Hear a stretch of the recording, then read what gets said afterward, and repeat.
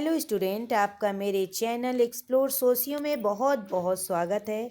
मैं आशा करती हूँ कि आप लोग भी स्वस्थ मस्त होंगे और पढ़ाई पर फोकस कर रहे होंगे। ये जो हम लोगों को बीच का जो समय मिलता है, परीक्षा और तैयारी के बीच का जो समय होता है, ये हम लोगों के लिए बहुत इम्पोर्टेंट होता है। जो हम लोगों के मजबूती के लिए या हमारे सिलेबस को स्ट्रॉन्ग करने के लिए समय जो मिलता है, इसको बहुत अच्छे से यूज़ करना चाहिए बच्चों। आप ये मत सोचिए कि अभी उत्तर प्रदेश में या किसी उत्तर प्रदेश में कोई वैकेंसी नहीं आ रही है तो आप हाथ पे हाथ धर कर बैठे रहें। ऐसा नहीं है। आपको इसी समय का बहुत ही ज़्यादा यूज़ करना है और यही समय हमें सफलता दिलाने में मदद भी करेगा।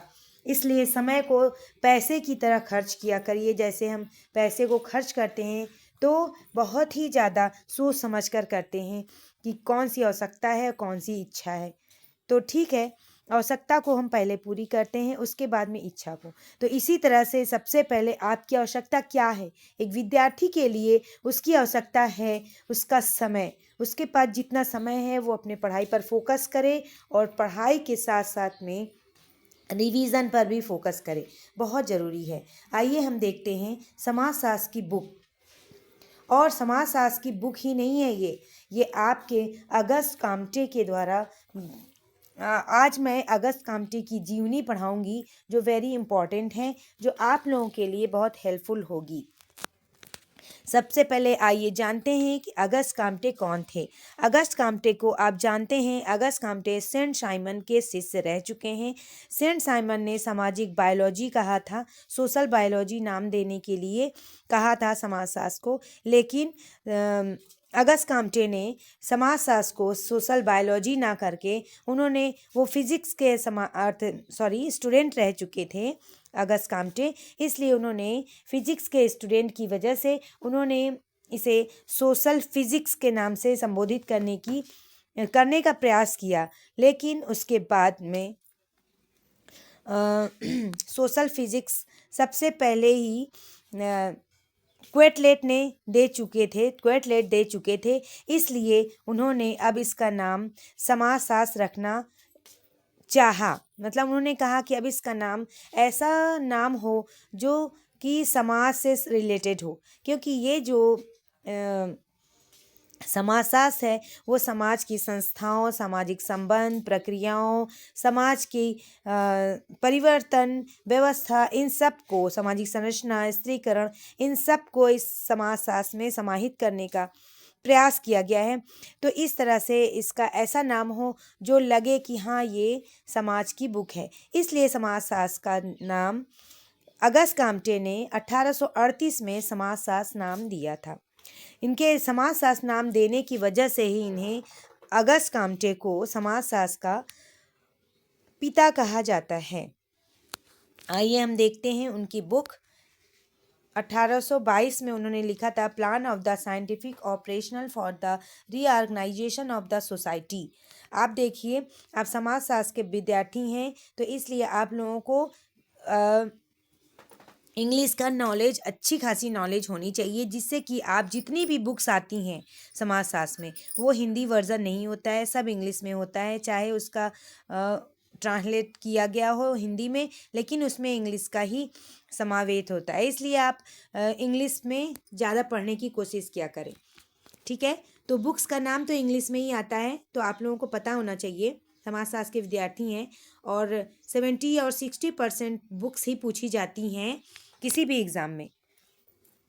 चलिए आइए देखते हैं दूसरी बुक्स, जो 1830 और 42 में उन्होंने लिखा था, the positive philosophy.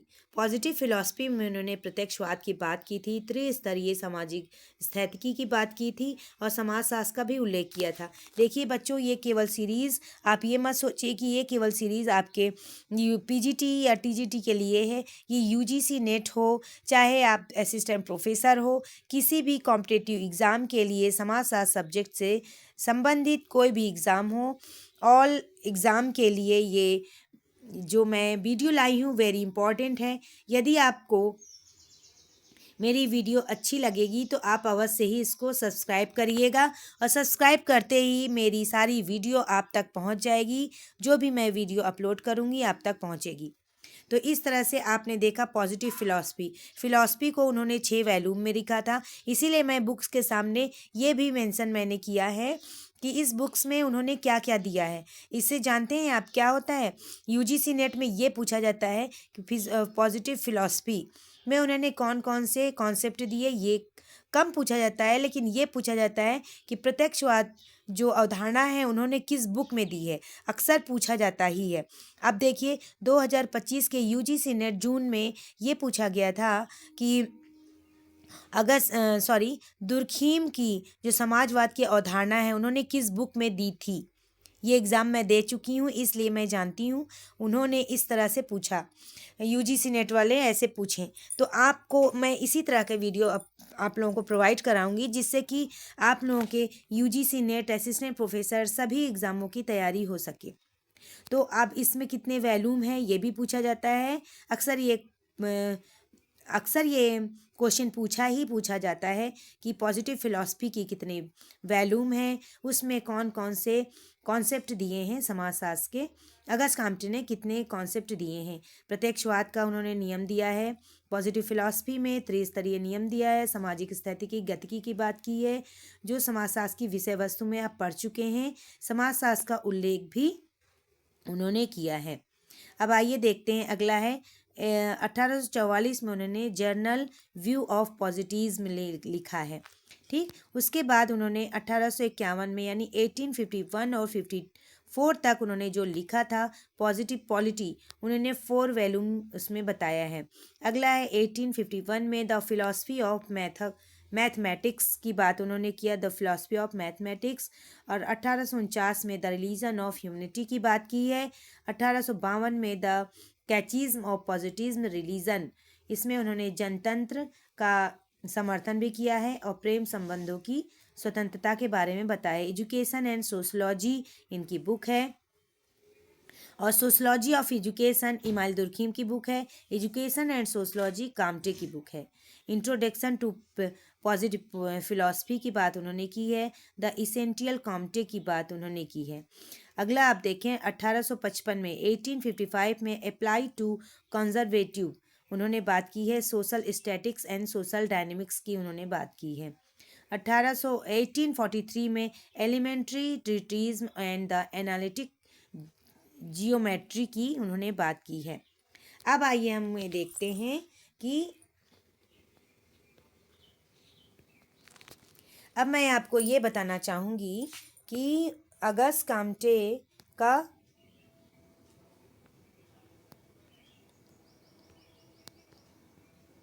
Auguste Comte का फुल नेम क्या है। आप लोग क्या जानते हैं अगस्त काम्टे का पूरा नाम क्या है?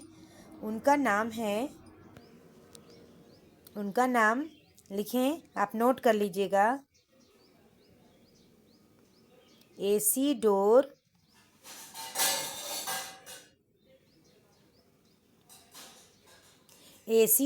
अगस्ट मैरी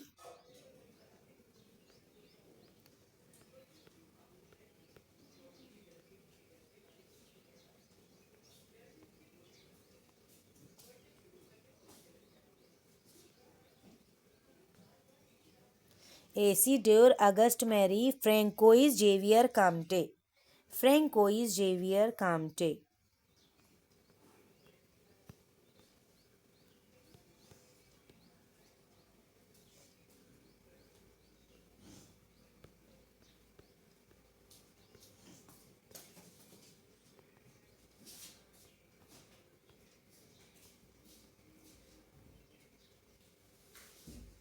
ठीक, अब आप लोग देखें इनका ये नाम है Isidore Auguste Marie François Xavier Comte. इस पे भी क्वेश्चन आता है कि अगस्त काम्टे का पूरा नाम क्या है।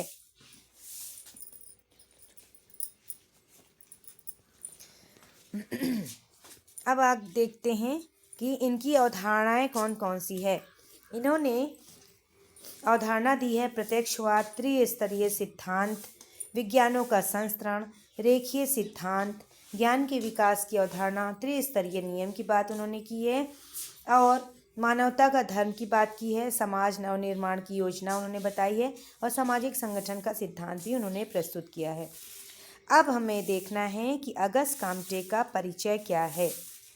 अगस्त काम्टे को किस तरह से हम लोगों ने, उनका परिचय क्या है, अगस्त काम्टे का जन्म कब हुआ, अगस्त काम्टे कहाँ के रहने वाले थे, ये सब की जानकारी आपको मेरी वीडियो से मिलेगी। अब देखें, अगस्त काम्टे का जन्म हुआ था 19 जनवरी 1798 ईस्वी में, 19 जनवरी 1798 ईस्वी में हुआ था और उनकी मृत्यु हुई थी 5 दिसंबर यानी 5 दिसंबर 1857 में।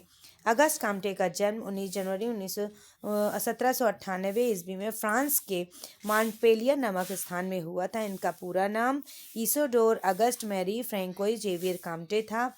इनके माता पिता कैथोलिक धर्म को मानने वाले थे। अब जानते हैं, कैथोलिक धर्म के बाद जब कैथोलिक धर्म में इतनी बुराइयां स्टार्ट हो गई, उसके बाद प्रोटेस्टेंट धर्म अपनाया गया। प्रोटेस्ट, इसका नाम क्या है? प्रोटेस्ट। प्रोटेस्ट का मतलब ये होता है कि हमें सुरक्षा दे, प्रोटेस्ट करे, हमें प्रोटेस्ट करे तो सुरक्षा दे। तो इस तरह से कैथोलिक धर्म के अपोजिट में प्रोटेस्टेंट धर्म आया, जो ईसाई धर्म के दो भाग हो गए, एक कैथोलिक और दूसरा प्रोटेस्टेंट। आप जानते हैं प्रोटेस्टेंट धर्म का जो अध्ययन किया था उन्होंने, किसने किया था आपको पता होगा? प्रोटेस्टेंट धर्म का अध्ययन मैक्स वेबर ने किया था। मैक्स वेबर ने प्रोटेस्टेंट धर्म का अध्ययन किया था। तो इस तरह से आप देखें कि आगे ये मध्यवर्तीय परिवार के थे। इनकी बुद्धिमत्ता के कारण इनकी सहपाठी इन्हें फिलोसफर के नाम से पुकारा करते थे। बेंजामिन फ्रैंकलिन के विचारों से ये बहुत प्रभावित थे। आधुनिक सुकरात भी उन्होंने इन्हें कहा है। 20 वर्ष की आयु में इनका संपर्क सेंट साइमन से हुआ। सेंट साइमन जो इनके गुरु रह चुके हैं, इनके ऊपर उनके विचारों पर गहरा प्रभाव पड़ा सेंट साइमन का। सेंट साइमन से ही अगस्त काम्टे ने सामाजिक सुधार की अवधारणा को ग्रहण किया।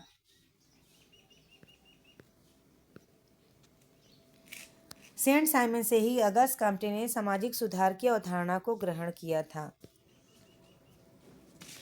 परिवर्धित और संशोधित रूप मिलता है। काम्टे की रचनाओं में सेंट साइमन के कई विचारों का हमें परिवर्धित और संशोधित रूप मिलता है। अगस्त काम्टे का जो सकारात्मक आगमन सिद्धांत है 1830 में उनकी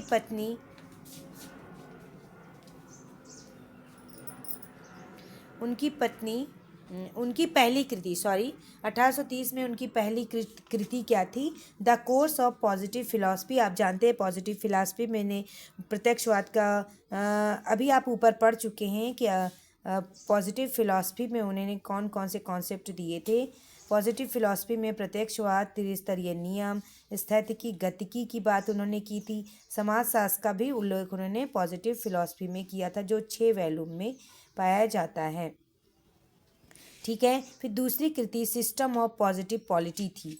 पॉजिटिव पॉलिटी जो 4 वॉल्यूम में है, 1851 यानी 1851 से 54 तक 4 वॉल्यूम है। तो उसमें उन्होंने पॉजिटिव पॉलिटी उनकी दूसरी बुक है। इनके 2 शिष्य थे, लिटरे और जॉन स्टुअर्ट मिल। आपके लिए मैं कभी एक वीडियो लेकर आऊँगी कि कौन से गुरु और शिष्य थे, कौन से गुरु थे, कौन से शिष्य। कई ऐसे समाजशास्त्री हैं जो उनके कई गुरु भी बहुत से ऐसे समाजशास्त्री हैं जिनके बहुत से शिष्य रह चुके हैं, चाहे वो समाजशास्त्री भारतीय हों, चाहे वो आप देखें कि विदेश के हों, चाहे यूरोप के हों, फ्रांस के हों, अमेरिका के हों, तो उनके कई शिष्य रह चुके हैं। ठीक है, मैं आप लोगों के लिए एक वीडियो लाऊंगी। अभी तो ये सीरीज़ में है इसलिए मैं डिटेल से बताना नहीं चाहूँगी, वीडियो बहुत बड़ी हो जाएगी बच्चों, इसीलिए।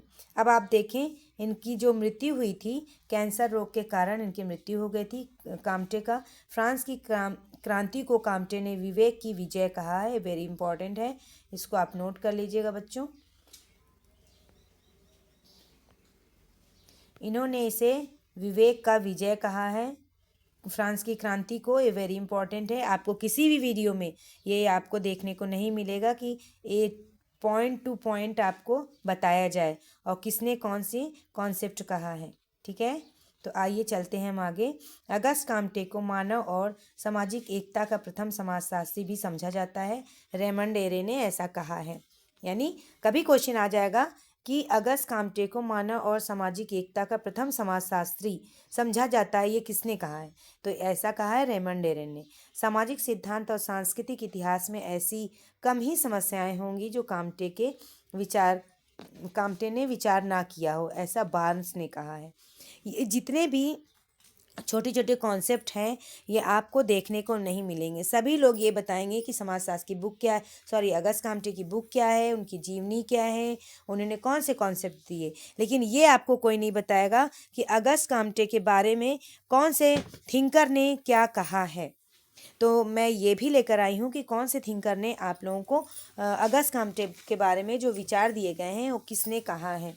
ठीक है, जैसे बार्न्स ने कहा, रेमंड एरे ने कहा और बेकर ने भी कहा है, काम्टे ही वह सर्वप्रथम विचारक था जो समाजशास्त्र को मानवीय क्रियाओं का एकमात्र विज्ञान स्वीकार करता है। ये सब कॉन्सेप्ट मैं पढ़कर नोट्स बनाई हूँ, ढूंढ ढूंढ कर सब बुक्स से, कई बुकों से सर्च करके पूरे इस वीडियो को मैं आप लोगों के लिए लाई हूँ। वेरी इंपॉर्टेंट वीडियो, बच्चों इसको ज़रूर देखिएगा। अगला है the prospectus of the scientific work required for the reorganisation of society 1822 में उन्होंने लिखा था। इसकी रचना काम्ट की प्रथम रचना थी। इसकी भूमिका सेंट ने की थी। The course of positive philosophy 1830 और 42 में, जो 6 वैल्यूम में थी। इस बुक में उन्होंने समाजशास्त्र के सैद्धांतिक आधार का उल्लेख किया, विज्ञानों का वर्गीकरण किया, समाजशास्त्र की प्रकृति की आवश्यकता की बात की और चिंतन के 3 अवस्थाओं की भी बात पॉजिटिव फिलॉसफी में उन्होंने की है। अब देखते हैं सिस्टम ऑफ पॉजिटिव पॉलिटी में उन्होंने क्या कहा। इसमें उन्होंने मानवीय सामाजिक प्रकृति के आधार पर मानवीय इतिहास में एकता को दर्शाया है। इस पुस्तक में काम्टे के सिद्धांतों का व्यवहारिक उपयोग करते हैं। इस पुस्तक में काम्टे ने अपने विचारों की निर्दयतापूर्वक हत्या कर दी, ऐसा J.S. मिल ने कहा था। इसमें उन्होंने सभी प्रकार की पुस्तक सिद्धांत पॉजिटिव फिलॉसफी की तुलना में अधिक परिपक्व और सुस्पष्ट रूप से विकसित हुए हैं, ऐसा बार्न्स और बेकर ने कहा है। देखिए, sociology is the science of social order and the progress. समाजशास्त्र सामाजिक व्यवस्था और प्रगति का विज्ञान है, ऐसा काम्टे ने कहा है। उनका विचार है कि समाजशास्त्र एक व्यवस्था है, व्यवस्थाएं परस्पर एक दूसरे से जुड़ी हुई हैं और यानी एक सावयव है। सावयव आप जानते होंगे, हर्बर्ट स्पेंसर ने सावयवी सिद्धांत दिया, समाजशास्त्र को एक सावयव माना है, समाज को एक सावयव माना है। जिस तरह से हमारा जो शरीर होता है वो विभिन्न अंगों से मिलकर बना होता है, इसी तरह से समाज भी कई अंगों से मिलकर बना है। सामाजिक संबंध पाए जाते हैं, व्यवस्थाएं, सामाजिक संस्थान, सामाजिक संरचना, आप जानते हैं कि ये सारे जो हैं ये समाज के अंग ही हैं। इसी तरह से समाज भी एक सावयव की तरह है, ऐसा अगस्त काम्टे ने कहा है। ठीक है, अब आगे देखते हैं कि काम्टे के अनुसार समाजशास्त्र की क्या विशेषताएं हैं। ये भी आपको कोई प्रोवाइड नहीं कराएगा। देखिए कि समाजशास्त्र, अगस्त काम्टे ने समाजशास्त्र का जो अगस्त काम्टे ने समाजशास्त्र की जो विशेषताएं बताई हैं ये भी आपको कोई नहीं बताएगा। वेरी इंपॉर्टेंट है।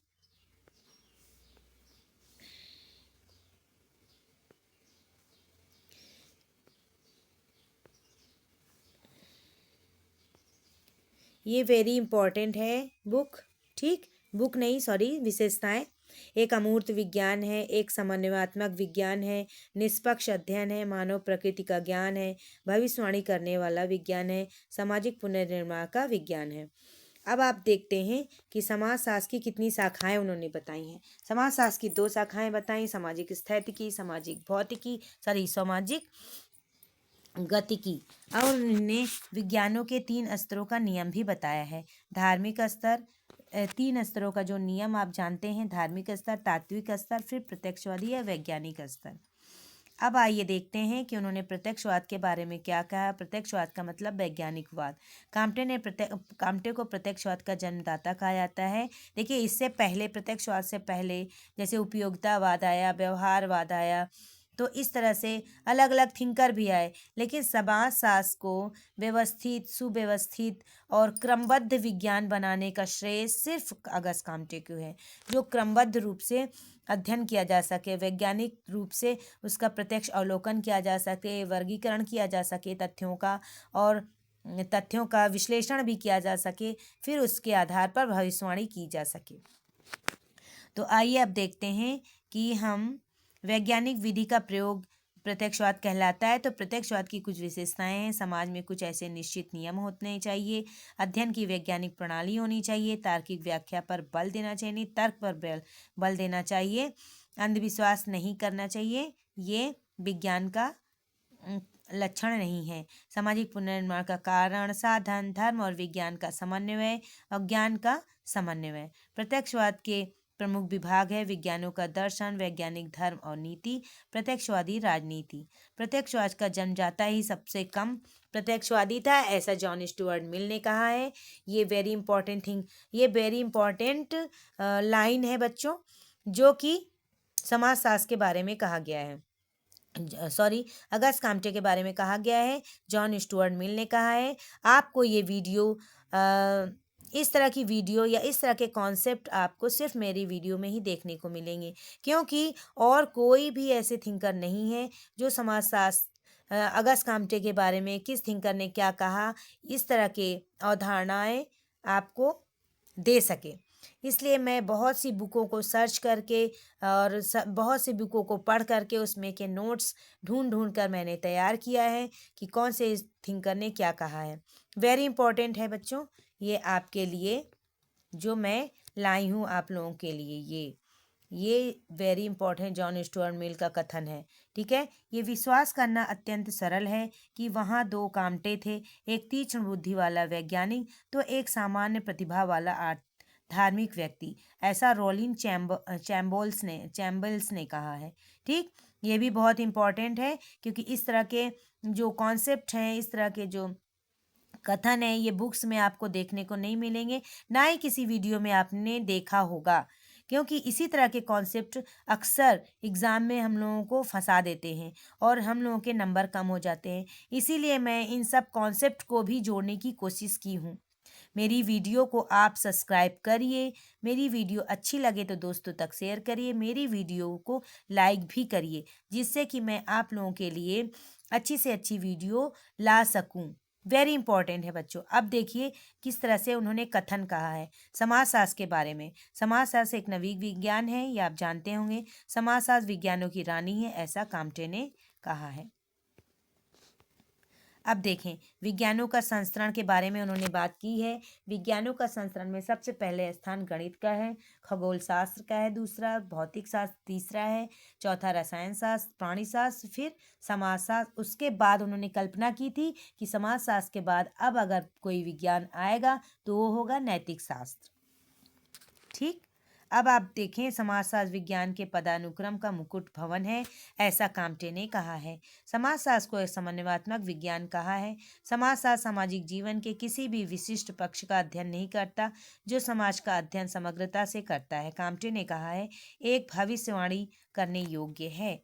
समाजशास्त्र विज्ञान का विज्ञान है, यानी विज्ञानों का विज्ञान क्या है, समाजशास्त्र। मानवता के धर्म की उन्होंने बात की। काम्टे एक तरफ प्रत्यक्षवादी थे तो दूसरी तरफ धार्मिक भी थे। नैतिकता की उन्होंने बात की है। काम्टे महामानव वास्तव में एक जीवित ईश्वर है। चलिए देखें, हमें धर्म विशेष का एक इस महामानव का पुजारी बनना चाहिए। अंधविश्वासों में नहीं, प्रत्यक्ष ज्ञान की प्राप्ति में विश्वास होना चाहिए, यही मानव का धर्म है।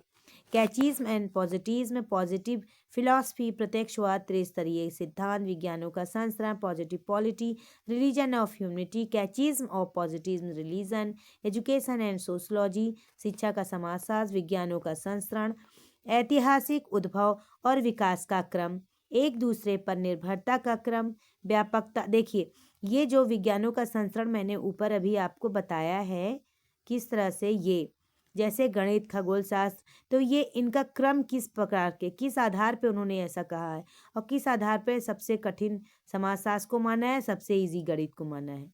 ठीक है, तो इसका ये कारण हुआ कि इसका कारण ये है, जैसे उन्होंने कहा है विज्ञानों का संस्करण, तो विज्ञानों के संस्करण में सबसे पहले आता है ऐतिहासिक उद्भव और विकास, मतलब इतिहास के आधार पर सबसे पहले विज्ञान कौन सा आया। ठीक, ये विकास का क्रम उन्होंने बताया।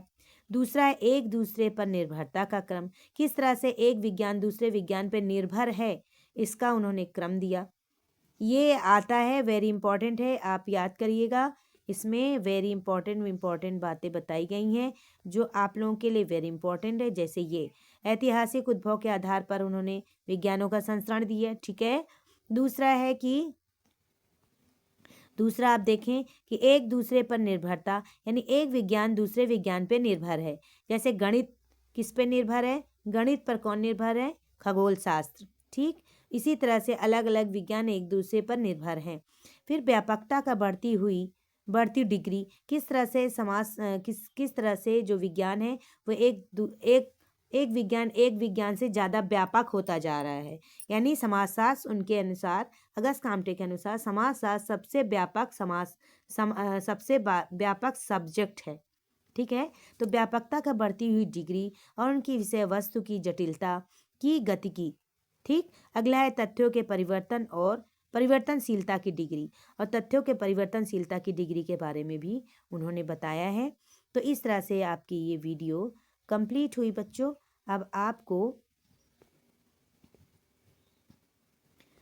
आपको ये देखना है कि ये इसकी रिवीजन 2-3 बार आप कर लीजिए तो आराम से आपको सब कुछ याद हो जाएगा। जैसे कुछ कथन है, उन्होंने कहा जॉन स्टुअर्ट मिल ने कि प्रत्यक्षवाद का जन्मदाता खुद ही सबसे कम प्रत्यक्षवादी था, ऐसा उन्होंने कहा है। ठीक है, तो कई रॉलिन चैम्बर्स ने भी ये उनके बारे में कहा है।